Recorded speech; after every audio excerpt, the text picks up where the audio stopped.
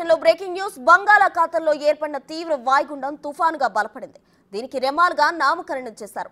ఇది బంగ్లాదేశ్కు నైరుతి దిశలో, సాగర్ దీవుల దక్షిణ ఆగ్నేయంగా, పశ్చిమ బెంగాల్కు దక్షిణ ఆగ్నేయ దిశలో కేంద్రీకృతమైంది. క్రమంగా ఉత్తర దిశగా కదులుతూ తీవ్ర తుఫానుగా మారుతుందని వాతావరణ కేంద్రం తెలిపింది. ఆదివారం అర్ధరాత్రికి కైపుపురా సాగర్ ద్వీపం మధ్యలో తీరం దాటే అవకాశం ఉందని వెల్లడించింది.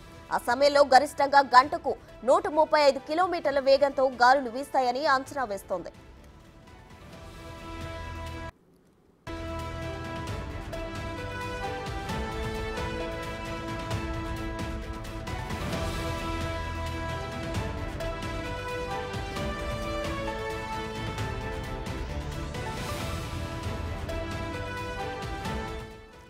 తుఫాను నేపథ్యంలో ఏపీ సహా పశ్చిమ బెంగాల్, ఒడిశా, తమిళనాడు, పుదుచ్చేరి, త్రిపుర, మిజోరం, మణిపూర్, నాగాలాండ్, అస్సాం, మేఘాలయ, అండమాన్ నికోబార్ దీవుల ప్రభుత్వాలు భారత వాతావరణ శాఖ అప్రమత్తం చేసింది. దీని ప్రభావంతో మంగళవారం వరకు ఒడిశా, పశ్చిమ బెంగాల్, ఈశాన్య రాష్ట్రాల్లో భారీ నుంచి అత్యంత భారీ వర్షాలు కురిసే అవకాశం ఉందని వివరించింది. మరోవైపు మధ్యప్రదేశ్, విదర్భ మీదుగా రాజస్థాన్ నుంచి బంగాళాఖాతం వరకు కొనసాగుతున్న ద్రోణి ప్రభావంతో పలు ప్రాంతాల్లో వర్షాలు కురిశాయి.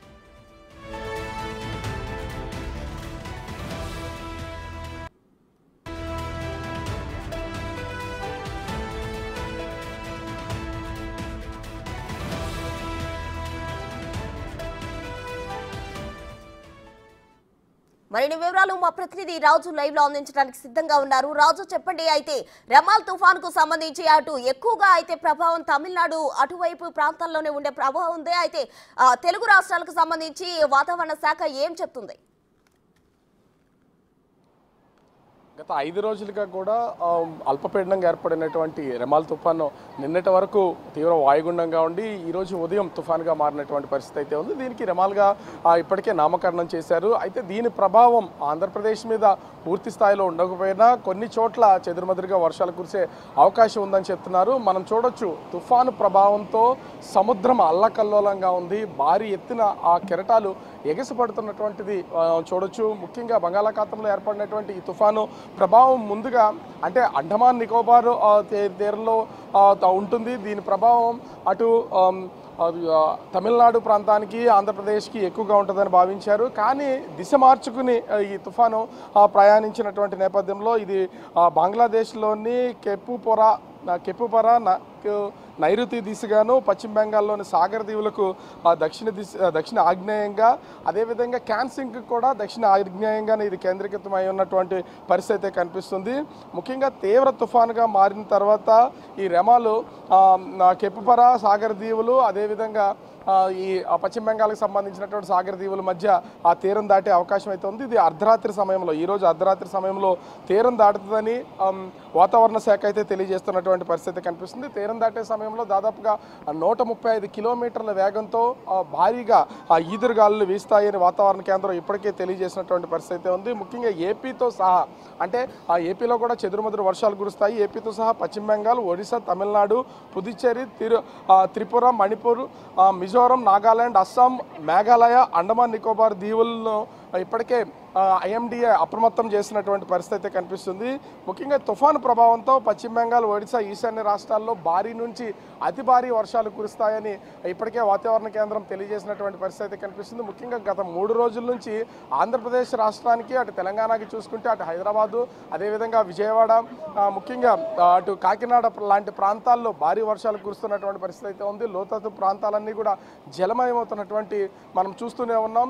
అయితే ఈ రానున్న 3 రోజులు కూడా, అంటే ఈ రోజు అర్ధరాత్రి ఆ తుఫాన్ తీరం దాటితే మంగళవారం వరకు కూడా అటు ఈశాన్య రాష్ట్రాలతో పాటుగా ముఖ్యంగా ఆంధ్రప్రదేశ్లో అనేక ప్రాంతాల్లో వర్షాలు కురుస్తాయని విశాఖ వాతావరణ కేంద్రం, అమరావతి వాతావరణ కేంద్రం కూడా తెలియజేసినటువంటి పరిస్థితి ఉంది. అటు ముఖ్యంగా అన్నమయ్య జిల్లా, నెల్లూరు, కృష్ణా, ప్రకాశం, అదే కాకినాడ, అనకాపల్లి, ఏలూరు, విశాఖపట్నం, పార్వతీపురం, మన్యం జిల్లా, విజయనగరం ఈ జిల్లాల్లో ఎక్కువగా వర్షాలు కురుస్తాయి.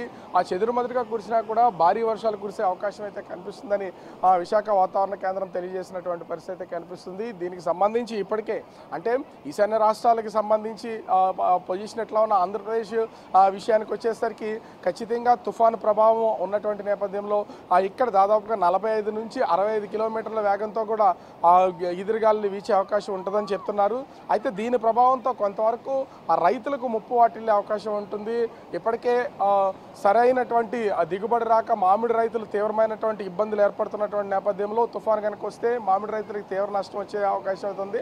అరటి రైతులు కూడా ఇప్పుడు అంటే ఇది అల్పపీడనంగా ఉండి వాయుగుండంగా మారినటువంటి నేపథ్యంలోనే చెదురుమదురు ప్లేసెస్లో వర్షాలు పడుతూ ఈదురుగాలు వీస్తున్నటువంటి నేపథ్యంలో అరటి తోటలు చాలా ప్రాంతాల్లో కూడా నేల కొరిగినటువంటి పరిస్థితి అయితే కనిపిస్తుంది. దీంతో రైతుల్లో కొంత భయాందోళన ఉన్నటువంటి పరిస్థితి కనిపిస్తుంది. ముఖ్యంగా దీని ప్రభావం పూర్తి స్థాయిలో ఆంధ్రప్రదేశ్లో లేకపోయినా కూడా సముద్రం అల్లకల్లోలంగా ఉన్నటువంటి నేపథ్యంలో అటు కాకినాడ జిల్లాకు సంబంధించి ఉప్పాడ లాంటి ప్రాంతం ఇప్పటికే కోతకు గురవుతున్నటువంటి పరిస్థితి అయితే ఉంది. సముద్రం ముందుకొచ్చి మొత్తం అక్కడ ఉన్నటువంటి పరిసరాలన్నింటినీ కూడా అల్లకల్లోలంగా మార్చినటువంటి పరిస్థితి కనిపిస్తుంది.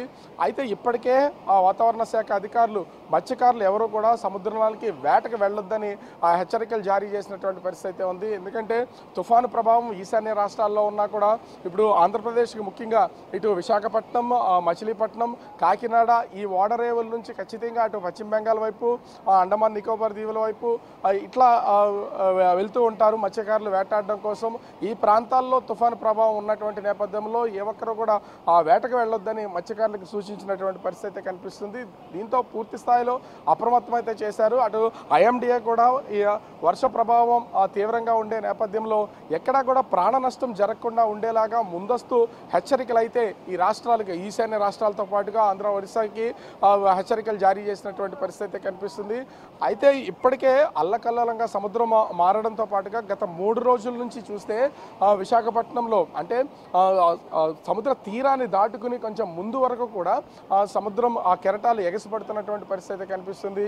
ఎప్పుడు ఈ బీచ్కి సంబంధించినటువంటి ప్లేస్లో ముందుకు రానటువంటి సముద్రం నిన్న ముందుకొచ్చి ఒక చెరువులాగా ఏర్పడినటువంటి పరిస్థితి ఉంది. దీన్ని బట్టి అర్థం చేసుకోవచ్చు ఈ రెమాల్ తుఫాను ప్రభావం ఏ స్థాయిలో ఉంటుందో. అయితే మంగళవారం వరకు కూడా అటు ఈశాన్య రాష్ట్రాలతో పాటుగా ఆంధ్రప్రదేశ్లో కొన్ని ప్రాంతాల్లో చెదురుమదురు వర్షాలు కురిసే అవకాశం అయితే ఉంది. ఆ వర్షాలు కూడా భారీగా కురిసే అవకాశం ఉందని వాతావరణ కేంద్రం తెలియజేస్తున్నటువంటి పరిస్థితి కనిపిస్తుంది. ప్రస్తుతం రైట్, థాంక్యూ రాజు.